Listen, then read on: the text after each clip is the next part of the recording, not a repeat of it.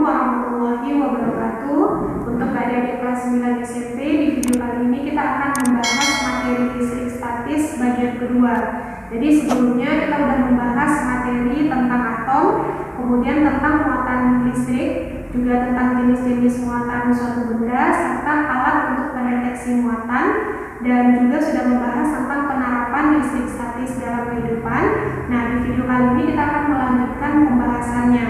Jadi di video ini kita akan membahas terkait hukum Coulomb, medan listrik, kemudian tentang energi listrik, juga tentang potensial listrik. Nah, apa saja sih hal-hal yang mesti ada dipahami dalam konsep ini? Sekarang kita langsung lihat ke papan tulis. Oke, di dalam materi listrik statis bagian kedua ini kita akan membahas 4 poin ya. Tadi udah kakak sampaikan juga. Jadi yang pertama yang harus ada dipahami dalam bahasan ini adalah tentang hukum Coulomb, kemudian tentang medan listrik, potensial listrik, dan energi listrik.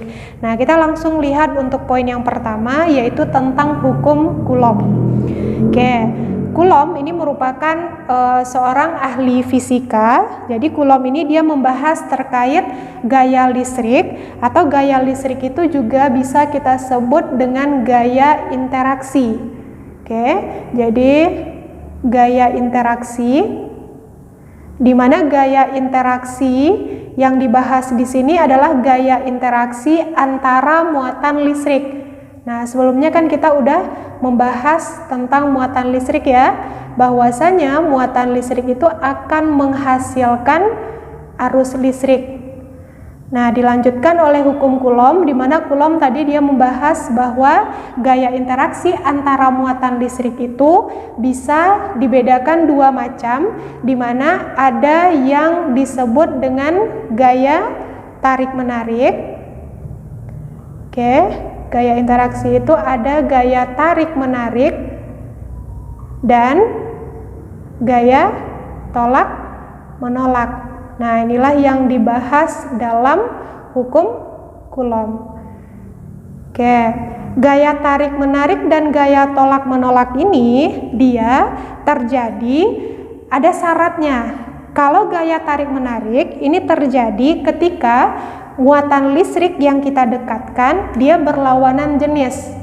Oke, jadi kata kuncinya tarik-menarik dan tolak-menolak. Yang pertama kita lihat dulu untuk gaya tarik-menarik. Nah, suatu muatan atau beberapa muatan yang berlawanan jenis kita dekatkan, maka dia akan membentuk gaya tarik-menarik.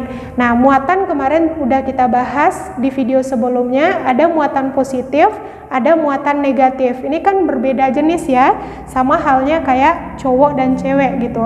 Nah, kalau muatan yang berlawanan jenis ini kita dekatkan, maka dia akan membentuk atau menghasilkan gaya tarik-menarik. Muatan pertama kita simbolkan dengan Q1, muatan kedua kita simbolkan dengan Q2. Karena dia membentuk gaya tarik-menarik, berarti muatan 1 menarik muatan 2, muatan 2 menarik muatan 1. Nah, adik-adik pasti udah tahu kalau gaya itu bisa kita simbolkan dengan F. Ini untuk simbol gaya interaksi atau gaya tarik-menariknya. Sebaliknya, ketika muatan yang sejenis kita dekatkan, maka akan membentuk atau menghasilkan gaya tolak-menolak. Jadi nggak ada ketertarikan di antara mereka. Misalnya, yang muatan pertama positif, muatan kedua juga positif. Ini kan dia sejenis. Nah, karena dia sejenis, dia nggak tertarik, makanya dia akan membentuk gaya tolak-menolak. Muatan 1 menolak muatan 2 dan muatan 2 akan menolak muatan 1. Oke ya, jadi ini misalnya Q1, ini Q2. Oke. Nah, itulah perbedaan antara gaya tarik-menarik dan gaya tolak-menolak. Di sini kata kunci yang harus ada dipahami adalah, atau yang harus ada diingat, ketika gaya tarik-menarik itu atau gaya tarik-menarik terjadi ketika dua buah muatan dia berbeda jenis. Jadi muatan berbeda jenis atau berlawanan jenis. Oke. Nah, nanti bisa di muatan pertama itu negatif, di muatan kedua positif, terserah ya. Intinya dia harus berlawanan jenis. Dan tolak menolak ini terjadi ketika dua buah muatan dia sejenis. Di sini kakak contohkan positif dengan positif. Nanti kan bisa aja di soal yang adik-adik temukan itu negatif dan negatif. Ini dia kan juga sejenis ya. Maka dia juga akan membentuk gaya tolak menolak. Oke, jadi kata kuncinya gaya tolak menolak itu terbentuk ketika muatan yang kita dekatkan dia sejenis. Oke, itu ya untuk kata kunci gaya interaksi muatan. Nah, menurut Coulomb, besarnya gaya interaksi, baik itu gaya tarik-menarik ataupun gaya tolak-menolak yang dihasilkan oleh suatu muatan, nilainya itu sebanding dengan perkalian dua buah muatan dan berbanding terbalik dengan kuadrat jarak kedua buah muatan tersebut. Ini kan ada jaraknya nih. Jarak itu bisa kita simbolkan dengan R. Jadi di sini kakak tambahkan ya, misalnya muatan 1 dengan muatan 2, ini ada jaraknya, kita simbolkan dengan R. Ini sama, muatan 1 dengan muatan 2 ada jaraknya, kita simbolkan juga dengan R. Kembali lagi ke bunyi hukum Coulomb, bahwasanya besar dari gaya interaksi atau gaya tarik-menarik dan gaya tolak-menolak itu nilainya sebanding dengan perkalian muatan. Jadi F ini nilainya sebanding dengan perkalian muatan. Oke, muatan langsung kita simbolkan dengan Q. Dan nilai F itu berbanding terbalik. Oke ya, berbanding terbalik dengan kuadrat jarak. Jarak kita simbolkan dengan R. Ini ya. Jadi yang selalu terjadi kesalahan adalah kuadratnya dihilangkan. Ini soalnya biasanya sering sekali keluar di soal objektif. Jadi adik-adik mesti ingat bahwa F itu dia berbanding terbalik bukan dengan R tapi dengan kuadrat R. R adalah simbol untuk jarak. Nah, maksud dari kata sebanding apa? Sebanding itu maksudnya adalah ketika Q atau ketika perkalian Q-nya besar, maka nilai F juga akan semakin besar. Dan sebaliknya, ketika perkalian Q itu kecil, maka nilai F juga kecil. Jadi di sini maksudnya sebanding itu ya, semakin besar muatan Q, maka F-nya juga besar. Itu yang dikatakan dengan sebanding. Atau sebaliknya, semakin kecil nilai muatan, nilai Q, maka nilai F-nya juga semakin kecil. Berbanding terbalik gimana? Berbanding terbalik itu berarti dia kebalikannya. Jadi semakin jauh jarak atau semakin besar R, maka nilai dari gayanya semakin kecil, dia akan berbanding terbalik. Atau semakin besar, semakin kecil R, maka nilai F-nya semakin besar. Bisa ya untuk membedakan kata-kata sebanding dengan kata-kata berbanding terbalik. Inilah yang dibahas di dalam hukum Coulomb.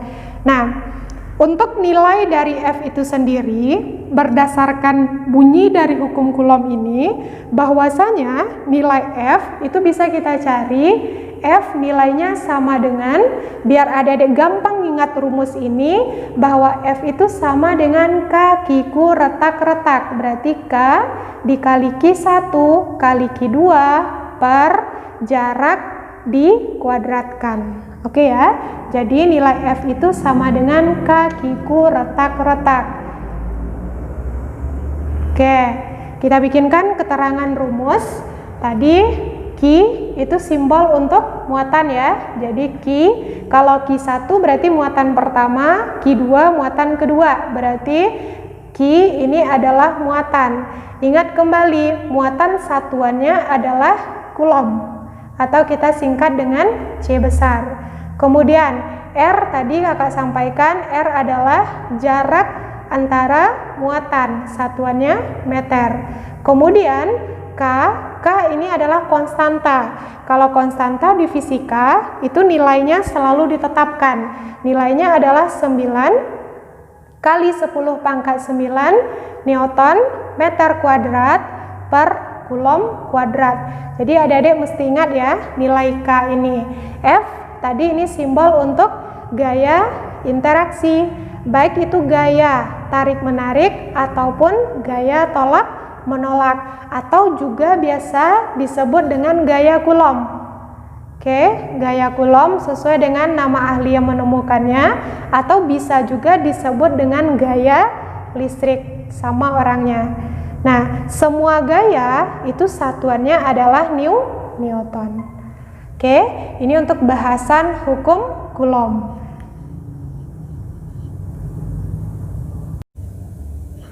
Oke, sekarang kita lihat contoh soalnya ya. Nah, untuk soal yang pertama katanya perhatikan gambar. Jadi dari gambar ini ada dua buah muatan. Muatan 1 jenisnya positif, muatan 2 jenisnya negatif, dan dua buah muatan ini terletak pada jarak 3 meter. Dan nilai dari Q1 itu 10 mikrokulom, nilai Q2 100 mikrokulom. Dan pertanyaannya, berapa besar gaya interaksi kedua muatan tersebut? Jadi yang ditanya itu adalah berapa nilai F. Oke, nah ini soalnya sangat sederhana ya. Jadi untuk menentukan nilai F itu, adik-adik tinggal gunakan hukum Coulomb tadi, di mana F nilainya tentu sama dengan K kali Q1 dikali Q2 per R kuadrat atau kakiku retak-retak. Oke, sekarang kita lihat dulu variabel-variabel yang diketahui di soal. Nilai K itu udah ketetapan 9 kali 10 pangkat 9. Langsung disalin ya. Berarti 9 kali 10 pangkat 9 Q1. Q1 nilainya berapa? 10 mikrokulom. Adik-adik ingat lagi, di video pertama sudah kakak sampaikan cara mengkonversi satuan. Ingat, mikrokulom ini bukanlah satuan SI untuk muatan, berarti adik-adik di sini harus mengubah satuannya ke kulom. Oke, mikrokulom ke kulom itu tinggal kita bagi 1 juta atau kita kali 10 pangkat min 6. Berarti ini 10 kali 10 pangkat min 6. Oke. 10 kali 10 pangkat min 6 ini bisa adik-adik sederhanakan, di mana 10 itu kan pangkatnya 1. 10 pangkat min 6 pangkatnya tentu min 6. Berarti ini kalau mau disederhanakan lagi, berarti kan 10 pangkat 1 dikali 10 pangkat min 6. 1 dan min 6 ini tinggal adik-adik jumlahkan. 1 ditambah min 6 ini kan sama dengan 1 dikurang 6. Jadi nilainya tentu sama dengan 10 pangkat min 5. Satuannya kulom. Oke, untuk Q2 kita lakukan cara yang sama. Berarti 100 mikrokulom adik-adik harus ubah ke dalam satuan kulom. Tinggal dibagi 1 juta. Oke, jadi ini 100 itu sama dengan 10 pangkat 2 ya, karena nolnya ada 2 buah. Bagi adik-adik yang belum paham untuk konversi satuan, silakan lihat lagi untuk video yang pertama. Nah, berarti ini 10 pangkat 2 tinggal kita kali dengan 10 pangkat min 6. Ini sama ya, berarti pangkatnya tinggal adik-adik jumlahkan. Berarti 2 ditambah dengan min 6 tentu sama dengan 2 dikurang 6. 2 kurang 6 tentu sama dengan min 4. Berarti ini sama dengan 10 pangkat min 4 kulom. Oke, jaraknya satuannya udah meter, berarti udah aman, nggak perlu diubah lagi. Nah, tinggal kita masukin nilainya. Q1 10 pangkat min 5, Q2 10 pangkat min 4. Oke, dan R-nya 3 meter, berarti 3 dikuadratkan. Oke, ini langsung 9 kali 10 pangkat 9. Nah, ini kita selesaikan dulu. Min 5 dan min 4, ini kan ada dijumlahkan nih. min 5 ditambah min 4 itu kan sama dengan min 5 dikurang 4. Berarti nilainya tentu sama dengan min 9. Oke, dibagi dengan 3 dikuadratkan 9. Jadi yang bisa disederhanakan kita sederhanakan dulu. Berarti 9 habis. Berarti nilai dari F-nya tentu sama dengan 10 pangkat 9 dikali dengan 10 pangkat min 9. 9 dikurang 9 sama dengan 0. Berarti 10 pangkat 0. Setiap bilangan yang kita pangkatkan dengan 0 itu nilainya sama dengan 1. Berarti nilai F-nya adalah 1 Newton. Oke, sekarang kita lanjutkan untuk soal yang kedua ya. Nah, soal yang kedua ini katanya perhatikan gambar. Jadi di gambar ini ada 5 buah benda dan diketahui dari kalimat soal katanya jika muatan A itu jenisnya positif. Nah, kita bikin langsung ke gambar. Jadi muatan A ini positif. Kemudian dia menarik benda B dan benda C menolak benda B serta menarik D dan E. Kan pertanyaannya tentukanlah jenis muatan untuk benda B, C, D, dan E. Dari bantuan kalimat soal kita kembali lagi ke gambar. Nah, di sini muatan A sudah pasti positif. Kita lanjutkan ke kalimat berikutnya. Muatan A itu menarik muatan B. Tadi sudah kakak sampaikan, benda itu akan tarik-menarik ketika jenis muatannya berbeda atau berlawanan jenis. Otomatis karena A ini menarik B, maka B tentu muatannya negatif. Oke, lanjut kita ke kalimat selanjutnya. Benda C menolak benda B. Jadi kalau dia menolak, harusnya B dan C itu muatannya sejenis. Karena B muatannya negatif, berarti C juga negatif.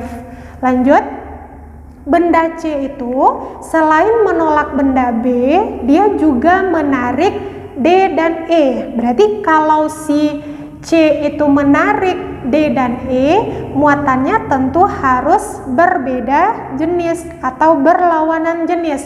Karena C muatannya negatif, berarti D dan E ini positif. Bisa ya? Jadi bisa kita simpulkan untuk muatan B. Oke, jadi untuk muatan benda B dari gambar ini tinggal adik-adik salin negatif. Muatan benda C itu tentu negatif juga. Muatan benda D positif dan muatan benda E positif. Jadi ini soalnya sangat sederhana ya. Nanti kalau misalnya disajikan dalam versi yang berbeda, adik-adik harus mampu menyelesaikan soal yang semacam ini. Jadi kita selesaikan dengan bantuan kalimat soal, kita lihat satu-satu. Oke, kita sekarang lanjut untuk soal yang nomor 3.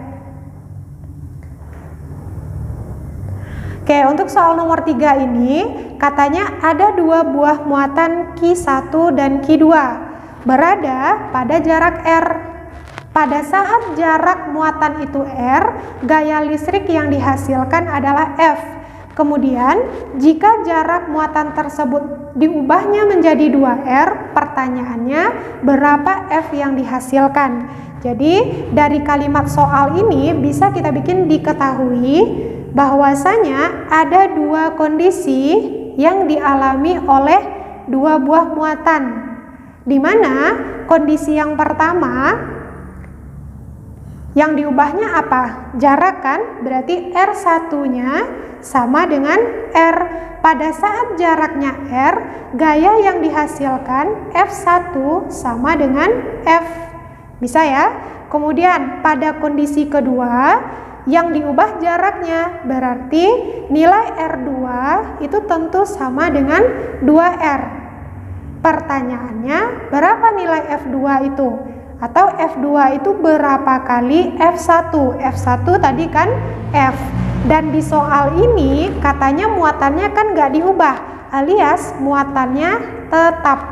Oke ya, jadi Q1 dan Q2-nya tidak diubah atau tetap. Oke, berarti untuk menyelesaikan soal nomor 3 ini, kita langsung lihat hubungan antara F dengan R. Dari rumus kakiku retak-retak tadi, kita tahu bahwa F itu berbanding terbalik dengan R kuadrat. Jadi adik-adik langsung aja gunakan perbandingan. Oke, jadi gunakan perbandingan dari rumus F sama dengan kakiku retak-retak. Karena K nilainya sama dan Q1, Q2 nilainya sama, berarti bisa kita gunakan perbandingan F1 per F2 sama dengan, karena dengan R dia berbanding terbalik, berarti R2-nya di atas, R1-nya di bawah. Jangan lupa kuadrat. Oke ya, ini perbandingan kita gunakan ketika muatannya tetap.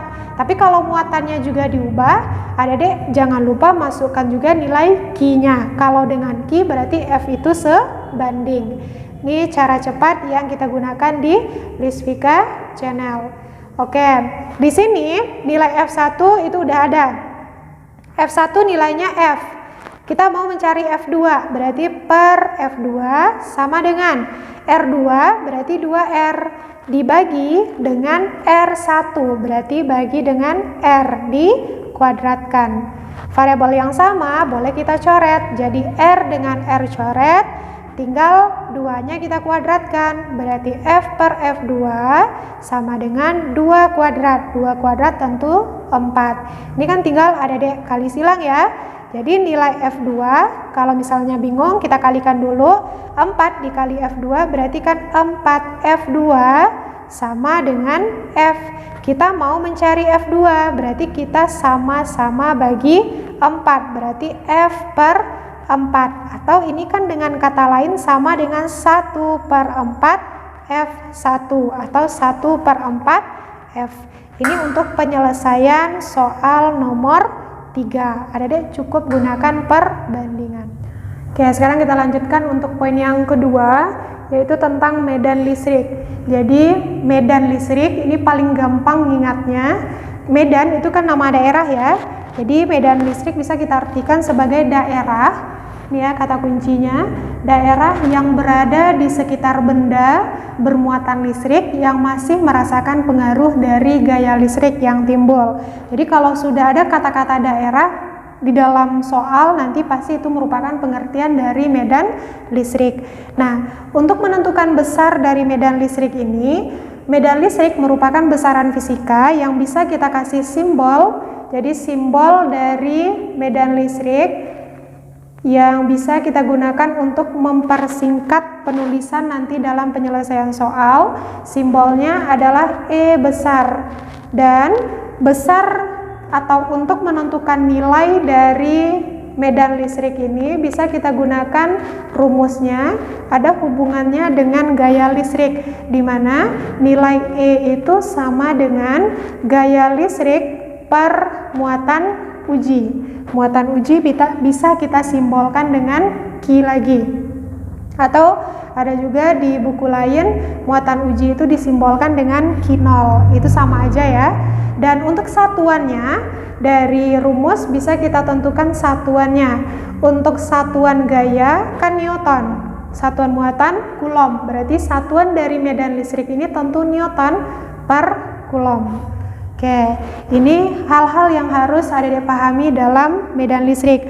Kemudian selain cara menentukan nilai medan listrik, karena medan listrik ini merupakan besaran vektor, adik-adik mesti tahu bagaimana cara menentukan arah dari medan listrik ini. Jadi untuk menentukan arah medan listrik, kita patokannya adalah ke muatan uji yang digunakan. Jika muatan uji itu positif, maka arah dari medan listrik itu selalu menjauhinya atau selalu keluar dari muatan positif. Oke ya, arah panahnya selalu keluar atau menjauhi muatan positif. Sebaliknya, untuk muatan negatif berarti arah dari medan listrik itu selalu mendekatinya atau menuju muatan negatif. Oke, bedanya dari arah panah ya. Nah, jadi di sini bisa kita simpulkan untuk muatan positif, arah dari medan listrik itu selalu menjauhi muatan positif, Q positif, dan untuk muatan negatif selalu arah medan listrik itu mendekatinya atau mendekati muatan negatif.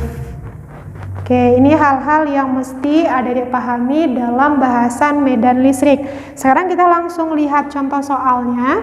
Untuk soal yang pertama, katanya manakah gambar yang benar? Jadi untuk menjawab soal ini, adik-adik harus ingat arah dari medan listrik, di mana tadi muatan positif selalu menjauhi muatan positif, dan muatan negatif arah medan listrik itu selalu mendekati atau menuju muatan negatif. Kalau kita lihat untuk gambar A, ini muatan positif, ini muatan negatif. Untuk muatan positif, apakah arah panahnya keluar? Keluar ya. Jadi untuk muatan negatif arah panahnya masuk. Kita lihat lagi untuk garis yang di tengah.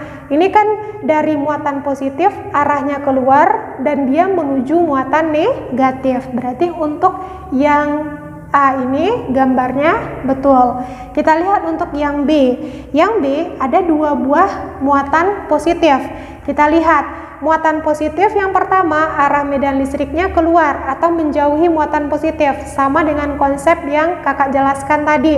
Untuk yang kedua ini muatannya juga positif, arah dari medan listriknya juga keluar, berarti gambar B ini juga betul. Dan kita ingat kembali bahwasanya untuk muatan yang sejenis dia kan tolak menolak, ini kan arahnya menjauhi, menunjukkan dia saling tolak menolak. Berarti untuk yang B gambarnya juga betul. Untuk yang C kita lihat, ini kan muatan pertama positif, muatan kedua negatif. Muatan pertama ini arah E nya masuk, harusnya keluar ya, jadi panahnya harusnya keluar bukan masuk untuk muatan positif.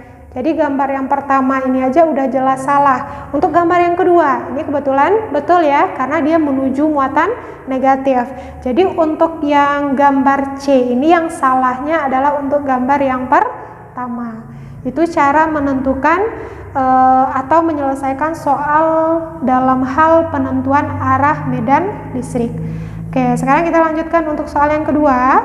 Soal yang kedua katanya, jika muatan uji suatu benda, nih ya, muatan uji berarti diketahui muatan uji tadi kita simbolkan dengan Q. Nilainya berapa? 4 milikulom. Oke, MC milikulom ya. Dan gaya listrik yang muncul itu adalah 8 Newton. Berarti F-nya sama dengan 8 Newton. Pertanyaannya, berapa medan listrik yang timbul? Jadi ditanya di sini adalah berapa nilai E. Ini soalnya sangat sederhana. Adik-adik tinggal masukkan ke dalam rumus E. Di mana nilai E tadi kan sama dengan gaya per muatan uji. Kita lihat gaya satuannya di sini apa? Newton. Berarti dia udah SI, aman. Tinggal adik masukkan ke dalam persamaan ini. Kita lihat lagi nilai Q. Q di sini satuannya milikulom, berarti kan belum SI. Adik ingat lagi cara mengkonversi satuan dari milikulom ke kulom. Bagi yang masih lupa, silakan tonton video sebelumnya ya. Jadi ini ada diubah ke kulom. Cara mengubahnya ini sangat sederhana. Milikulom ke kulom itu sama aja dengan milimeter ke meter. Berarti kan kita bagi 1000 atau kita kali 10 pangkat minus 3 atau 4 kali 10 pangkat min 3. Masukin nilainya, berarti 8 Newton dibagi dengan 4 kali 10 pangkat min 3. Ada bisa kita sederhanakan, ada 8 bagi 4 tentu 2. Oke, berarti ini nilainya sama dengan 2 per 1 kali 10 pangkat min 3. 2 bagi 1 berapa? 2. 10 pangkat min 3 ini kan posisinya di bawah. Kalau adik pindahkan ke atas berarti pangkatnya berubah menjadi positif. Berarti kan sama dengan 2 kali 10 pangkat 3. Satuannya apa? Newton per kulom. Sampai di sini sebetulnya udah betul, tapi kalau mau diubah lagi ini sama dengan 2, nolnya berapa buah? Karena pangkatnya 3 berarti sama dengan 2000. Satuannya Newton per kulom. Oke, ini untuk penyelesaian soal nomor 2. Oke, sekarang kita lanjutkan untuk poin yang ketiga ya, yaitu tentang potensial listrik. Jadi untuk potensial listrik ini bisa kita artikan sebagai banyaknya muatan listrik yang tersimpan pada suatu benda. Dan untuk potensial listrik itu sendiri bisa kita kelompokkan dua macam. Ada yang disebut dengan potensial tinggi dan ada yang disebut dengan potensial rendah. Bedanya apa? Kalau potensial tinggi berarti benda itu mengandung banyak muatan positif, atau sebaliknya benda mengandung sedikit muatan negatif.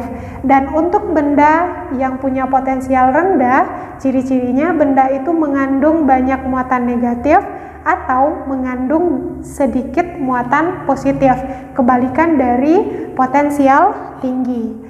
Oke, dan untuk potensial listrik itu sendiri ini merupakan besaran fisika juga, jadi ada simbolnya. Untuk simbol dari potensial listrik bisa kita simbolkan dengan V besar, dan satuan dari potensial listrik ini sama dengan satuan tegangan listrik. Ini nggak asing lagi ya, satuannya adalah volt, atau bisa kita singkat dengan V kecil. Oke. Dan dalam bahasan potensial listrik ini, hal yang harus ada dipahami lagi adalah adanya aliran. Oke, aliran apa? Ada yang disebut dengan aliran arus listrik dan ada yang disebut dengan aliran elektron. Oke, jadi ada aliran arus listrik, kemudian ada aliran elektron. Oke, dan untuk aliran arus listrik ini dia mengalir dari potensial tinggi ke potensial rendah, sedangkan untuk aliran elektron kebalikannya. Elektron itu mengalir dari potensial rendah ke potensial tinggi. Jadi ini kita bikin ya, untuk aliran arus listrik mengalir dari potensial tinggi ke potensial rendah. Oke, sedangkan elektron ini mengalir kebalikannya dari potensial rendah ke potensial tinggi. Nah, ini sering sekali keluar soalnya di ulangan ataupun di ujian ya. Nah, jadi intinya kalau potensial tinggi tadi benda itu mengandung banyak muatan positif atau mengandung sedikit muatan negatif. Kalau dia rendah berarti muatan negatifnya banyak, muatan positifnya sedikit. Misalnya kakak contohkan seperti ini. Ini ada dua buah benda. Oke. Nah, misalnya benda yang pertama, ini kakak simbolkan dengan benda P ya. Nah, ini misalnya benda R lah. Oke, benda P ini muatannya misalnya ini positif gitu ya. Kemudian ini misalnya positifnya 3 buah. Oke. Nah, untuk pertanyaannya, misalnya ditanya kemanakah arah aliran arus listrik dan arah aliran elektron. Kembali lagi, untuk aliran arus listrik tadi kan dia mengalir dari potensial tinggi ke potensial rendah, dan untuk aliran elektron mengalir dari potensial rendah ke potensial tinggi. Sekarang kita lihat ke gambar. Manakah di antara P dan R yang punya potensial tinggi? Tentu benda yang P. Kenapa benda P? Karena muatan positifnya lebih banyak daripada muatan positif untuk benda R, dan secara otomatis aliran arus listrik itu dari P ke R. Oke ya, jadi ini aliran arus listrik. Dan untuk aliran elektron berarti sebaliknya, dari R ke P, dari potensial rendah ke potensial tinggi. Ini untuk aliran elektron. Di video sebelumnya juga sudah kakak sampaikan bahwasanya elektron itu bisa kita simbolkan dengan E-. Oke, lanjut kita ke contoh soal. Nah, untuk soal yang pertama katanya ada 3 buah gambar, gambar A, B, dan C. Pertanyaannya, gambar manakah yang mempunyai potensial listrik paling tinggi? Kita lihat antara A, B, dan C. Kalau ditanya potensial listrik paling tinggi, berarti kita cari benda mana yang punya muatan positif paling banyak atau muatan negatifnya yang paling sedikit. Kalau kita lihat antara A, B, dan C, otomatis yang bisa kita hilangkan itu adalah untuk gambar B, karena gambar B ini dia semuanya mengandung muatan negatif, pasti potensialnya rendah dibandingkan A dan C. Antara A dan C kita lihat karena dia sama-sama muatan positif atau sama-sama mengandung muatan positif, tapi benda A ini mempunyai lebih banyak muatan positif dibandingkan dengan benda C. Jadi jawaban untuk soal nomor 1 ini, gambar yang punya potensial listrik paling tinggi itu adalah gambar yang A. Alasannya paham ya? Karena dia mengandung banyak muatan positif. Nomor 2, pertanyaannya, kemanakah aliran listrik dari gambar berikut? Ini sama dengan contoh soal yang kakak kasih tadi. Kita lihat, untuk aliran arus listrik berarti patokan kita adalah dari benda yang punya potensial tinggi ke potensial rendah. Antara A dan B berarti benda A ini punya potensial tinggi dibandingkan dengan benda B. Otomatis aliran arus listrik itu mengalir dari A ke B. Sekarang kita lanjutkan untuk poin yang ke D, yaitu tentang energi listrik ya.